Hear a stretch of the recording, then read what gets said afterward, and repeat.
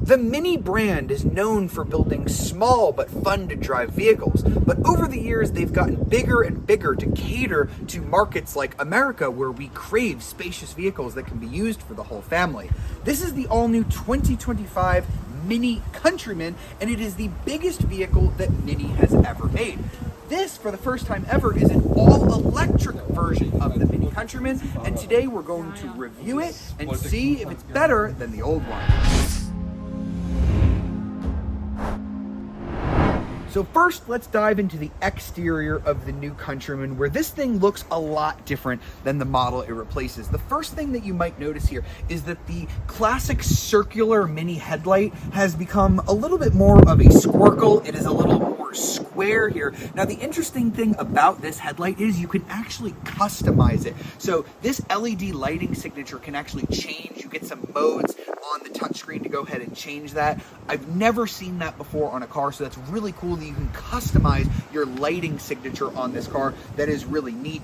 Now, this is the electric version, so we don't have a full cutout grille here because we don't have an engine to cool underneath there. We do have the sort of yellow greenish S here. That is to let you know that this is basically the power level of a Cooper S, even though we don't have a gasoline engine here. They do sell a less powerful front wheel drive version of this electric Cooper in Europe, but we are not going to get that in America. We're also going to have the new Mini badge here. This is a little bit different than what we've seen on Minis in the past. It's a little more 2D, it's a little bit more modern. We've seen a lot of brands change their logos recently. Nissan changed theirs as well, and it has this nice sort of gold bronzy finish that is going to be an element of the electric Countryman. Now, in terms of size, this vehicle has actually grown by 5 inches, 5 inches longer than the outgoing Countryman. It's actually the biggest Mini that the company has ever made. It's still not that big. It's still about 3 inches shorter than an Alfa Romeo Tonale, so it's still not a huge vehicle, but it is big for Mini. Also big are these wheels. So you can get 19 or 20 inch wheels on the Countryman, but this is actually an accessory wheel that you can buy from the dealer, 21 inch wheels. So I don't think the Countryman has ever had 21 inch wheels, which is pretty cool.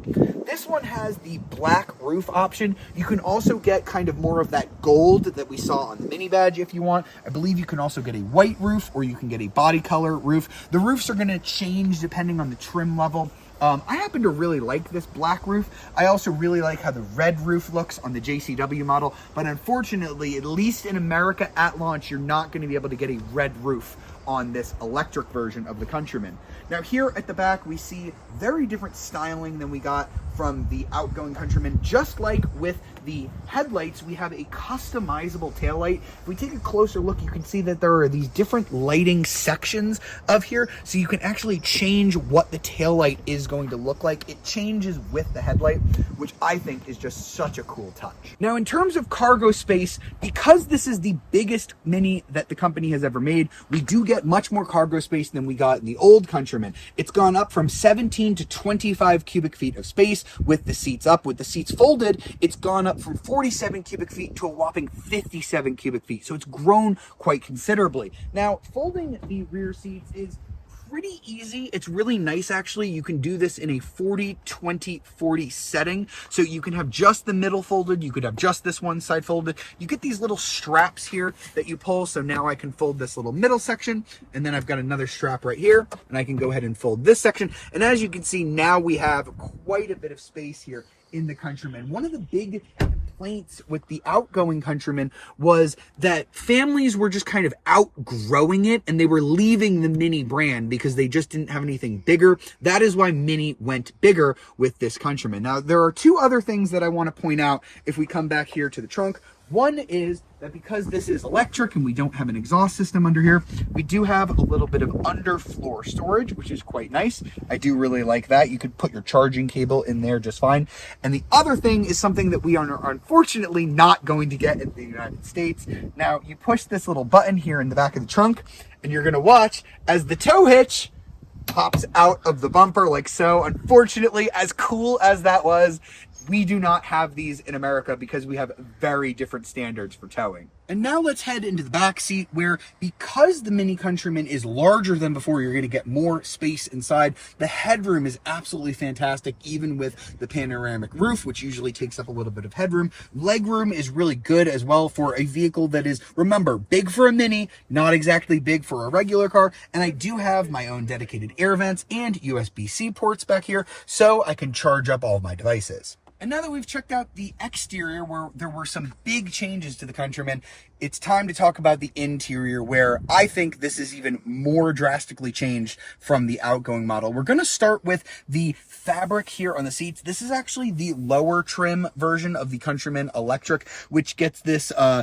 imitation leather. It's not the real stuff, but it has this really nice pattern here in the stitches. You can see the little Mini logo as well. And I'm loving this cloth material here. It kind of reminds me of like the static that you used to get on the TV. You have it up here on the headrest as well. Now you can get a more premium version of the Countryman as well that's going to be a full brown leather seat, and it's going to change up the material here on the dash a little bit as well. We've got some B-roll footage of that as well for you to check out, but honestly, I think this base model looks a little bit cooler in my personal opinion. Now, the thing that we're going to want to talk about is right here. This is the new Mini screen. This is the first ever circular touchscreen that you're going to see in a car. It is the latest Mini operating system 9. So we've got all of our awesome features in here. We've got wireless Apple CarPlay, wireless Android Auto. We have Alexa integration. We even have a personal assistant. And this is a little bit different than the personal assistant that's probably in your car, because you can have it either be a little Mini Cooper or you can have it be Spike. So you can activate it by saying, "Hey Mini," and there, Spike's going to pop up, and he's going to be able to answer all of your questions, change the temperature in the car, do things like that. He's super adorable. And the other thing that I really like about it is that he's going to change colors depending on your modes. And there are quite a few modes here. So we have this little experiences dial right here. And I love that it's actually a full toggle switch. So if I put it into the core setting, that's going to be your core mode, you can hear there's different chimes that are going to go off. And it is different for just about every mode. And it is going to change various aspects of the car. You know, the throttle is going to change. The sound is going to change, as we'll see out on the road. And as you can see, the gauge cluster changes. So if I click up here, I can have the big gauge cluster, just like I did on back when Mini had analog gauges. They had a big speedometer right here. So I do like that they've gone ahead and mimicked that. The coolest experiences mode is going to be this go-kart mode. That's going to be your sport setting. When you change it into that mode, it goes woohoo on the little sounds. Now you can see the tachometer is a little bit more pronounced. We've got a black, red, and white color scheme with the cool checkered flag. That one looks really cool. Some other modes we have are the green mode. You can see a more peaceful noise as you switch to that. You've got a little hummingbird here, and when you floor it, that's actually going to change to a cheetah to let you know that you're not driving around very efficiently. We've got the vivid mode. Ba-bum, ba-bum, it changes every time. So this one is going to be more of a red gauge. And then let's just say you don't like how any of these modes look. There's actually a personal mode. And in this mode, you can actually go ahead and choose your various wallpapers. So they're going to include a few as standard. You have this little flower, you have the water, you have this sunset. So let's go ahead and select the flower like so. And then when I go to the gauge cluster, it's going to pull colors out of whatever image you choose. Now you can upload your own. Let's just say you have a furry friend at home and you want them to be the lead, and you have a golden retriever. It might pull out the yellows from the golden retriever and make all of the dials and stuff that color, which I think is a really nice way to personalize your car. Now, in addition to seeing the speedometer here on the circular screen, we also have a little glass head-up display that's going to pop out of the dash. It's similar to what Mazda did a couple years ago, and Mini's been doing this for a while, although this is a big improvement. I think that the graphics on the screen are a lot better. You can have your map information and stuff. It's actually very useful, and I like being able to see my speed up there, not necessarily here in the middle, like how the Tesla Model 3 does, where you can't see it. There's no head-up display or anything. And I do like how there's a decent amount of physical controls here. You have this little rocker switch. This is how you go into park, reverse, neutral, drive. I love how even on this electric version, you actually turn this little little plastic fake key to turn the car on and off. I've already mentioned the experiences toggle. You've got a volume knob as well. I do like that they have that. And there's plenty of storage here on this center console. This is very well thought out. We've got our wireless charger up here with a bit more fabric. We've got a nice storage area down here. We've got our cup holders. We've got some nice storage right here. And we even have this nice little box with this little strap. Just pull on it and you can hide some little items there in this little cubby box, which I think is a really nice touch. All right, so now let's hop behind the wheel of the new electric version of the Mini Countryman. So here in the United States, we are only going to get one version of the electric Countryman. In Europe, you'll be able to get a front motor only version that is front wheel drive. But in America, you're only going to be able to buy the electric Countryman as an SE with all four, meaning that you get a motor in the front and a motor in the back, creating all-wheel drive. Now together, those two motors produce 313 horsepower and 363 pound-feet of torque. And the interesting thing about those numbers are, it is just 1 horsepower more than the JCW gasoline-powered version of this car in terms of horsepower, and it is much higher, significantly, on the torque compared to the JCW. And this is a little bit heavier of a car, but 0 to 62 miles an hour, which is 100 kph if you live in Europe, is actually going to take just 5.6 seconds, which is only 0.2 of a second slower than the gas-powered JCW. You could blame the weight of the electric drivetrain for that, but really, in the real world, I don't think this electric Countryman is going to feel any slower than the JCW. In fact, because we have instant electric power, I think it actually feels quicker. Now, you can drive the Countryman around silently. That's the whole point of an electric car. But Mini is a brand that is obsessed with fun. So, of course, they wanted to add some kind of sound to invigorate you while you're driving. So I have the Mini sounds turned on now, and we're just driving in the normal mode. So when I go ahead and put my foot on the throttle, you're going to hear some rather interesting noises. Let me go ahead and do so. Ooh, interesting. So a lot of automakers like to make their own EV sounds, and Mini has actually made 4 different sounds here on this Countryman. So this is the bass one.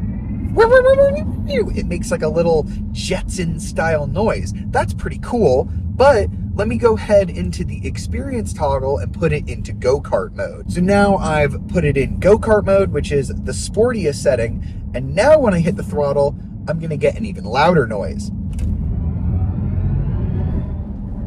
Wow, that's really interesting. So now the speakers are actually playing an even louder sound, but it's a different one that I got when I was in the core mode. So let's go ahead and bring it down a little bit so I can hit the throttle again. Ready for this?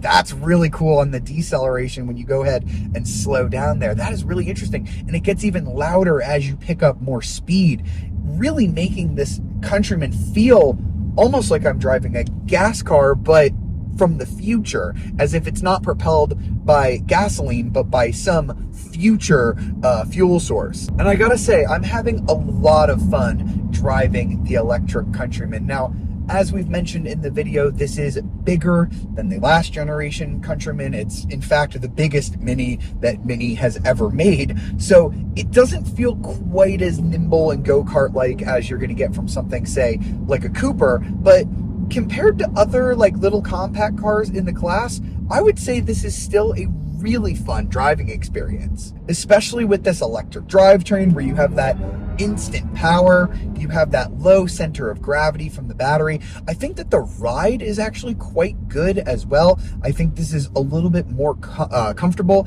than the BMW X2, which actually shares a platform with this car. It's definitely on the firm side of things. This is not a super compliant crossover, but it's definitely comfortable enough to be your daily driver. Moving on in terms of the electric powertrain, because that's obviously important when you're buying an EV like this, it's actually a pretty small battery. It's only 64 kilowatt hours, so it's a lot smaller than some of the other EVs sold in America here, but remember, the Countryman, even though it's the biggest Mini they've ever built, it's really not that big of a vehicle overall. So you're still going to get a pretty decent 245 miles of charge. That's on the EPA cycle. And the charging is not that quick. It only charges at a peak speed of 130 kilowatts. So you can easily get by plugging on one of those 150 chargers. When you go to the charging stations, you don't need to hog a 350 charger. And I would complain about this not having 200 or 300 kilowatt charging speeds, but with only a 64 kilowatt hour battery, it really doesn't take that long to charge. Mini says that you'll get from 10 to 80% in just 30 minutes. So that's really not too far off the time of something like a Hyundai Ioniq 5, which takes about 18 minutes to fill a 77 kilowatt hour battery. So again, it's not the quickest charging EV out there, but with a smaller battery, it's really not going to take you that long to fill it up. And honestly, when you think about the pricing, I think that this version of the Mini Countryman, the electric one, might make the most sense. So let's go ahead and pull over and break it down. So that was the 2025 Mini Countryman SE. Remember, there is only one way that you'll be able to buy this in the US in terms of drivetrain, and that is the dual motor ALL4 model with the one battery size option. Pricing starts at just over $45,000, which actually makes this a little bit cheaper than the Mini Countryman JCW, the gas-powered model, which starts at about $47,000. Now, interestingly, this electric model actually has more power and more torque. As I mentioned, it's slightly slower to 60 miles an hour due to the weight of the batteries, but I think behind the wheel of the car in the real world, this actually feels a little bit quicker, and I think it's a more compelling driving experience as well. So if I were in the market for a Mini Countryman, the electric one would be the one that gets my money. Now, unfortunately, you will not qualify for the $7,500 federal tax credit if you're buying this car because it is built in Germany, not in the US, but there is a loophole. You can go ahead and lease that, and you will get the $7,500 credit factored into your lease. So this might end up being a lot cheaper than the JCW if you are willing to lease it. I really hope you've enjoyed this look at the 2025 Mini Countryman. Also check out my video on the JCW gas model if you're interested in that as well. And as always, be sure to like, subscribe, and ring that notification bell to be alerted of our latest videos. I'll see you next time.